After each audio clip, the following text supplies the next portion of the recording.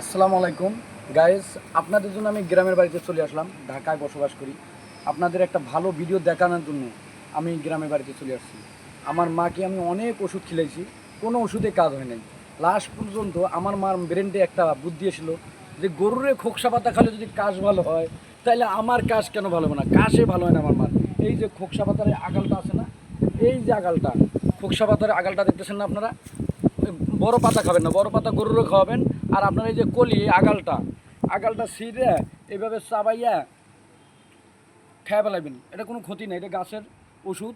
এটা কোনো সময় ক্ষতি হবে না মানুষের, আর উপকার হবে। কিন্তু আপনার কলিটা খাবেন, শুধু এই কলিটা, বুঝছেন? ভালো করে দেখেন, এই কলিটা কেউ ভুল খাবেন না। এই কলিটা নিয়ে খেয়ে নেবেন। খাওয়ানোর পর আপনার যদি কাশ থাকে, আপনার অনেক বড় কাশ, কোনো ওষুধে কাজ হচ্ছে না, এই গাছন্ত ওষুধ দিয়ে কিন্তু কাশের ছবি বানায়, কাশের ওষুধ বানায়।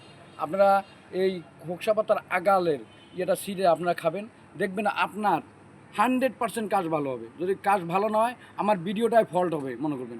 আপনি খায়া দেখবেন, প্রতিদিন শোয়ার সময় খাবেন, আর নাহলে সকালে উঠে খাবেন, 2 বেলা খাবেন। 7 দিনে আপনি একবারে সুস্থ। যত বড় কাশ হোক আর যক্কা হোক, সব রোগে ভালো হবে। এটা আপনারা খাইয়া আমারে জানাবেন ইনশাআল্লাহ।